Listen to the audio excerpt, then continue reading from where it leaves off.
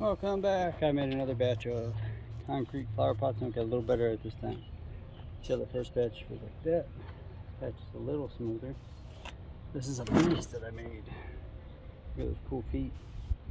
The concrete mix was a little too dry on this one. It's a little crumbly on the inside, but I think it'll be better. I made this one out of a bowl and it was, see how crumbly. Some of it was just too crumbly. I made that one out of a bowl from the dollar store and I cut a piece of foam and put it in the middle in an attempt to make feet and drainage. This one was made out of a flower pot. This flower pot. That big one was made out of this jumbo flower pot with the feet in it. That's a key, it's having those recessed feet. Yeah, I don't really. No, it turned out pretty cool. And then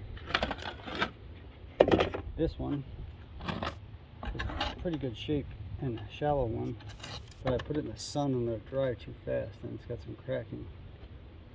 But it's cement, so maybe I can mix up some wet cement, layer it inside and fortify it, but it's nice and shallow. It'll be good for a forest planting or landscape. But I did feet in it by using foam in the bottom. Now that made it not as deep. Then put foam in the bottom, cut holes with a piece of pipe, and then tape that in. And I poured the concrete in it. It came up. Had feet. It worked. I should have done the same for this one, but I didn't. This is just a cool bowl. It's a dollar store bowl. I bought it because of these ribs. I thought it was going to have ribs on the inside. It did not. That's okay. Looks pretty cool, nice and smooth. But so far I haven't made a dent in my 94-pound bag of cement. And I've made 8, 2, 4, 6, 9 flower pots. This one's humongous. I mean, it's every bit of 6 inches deep.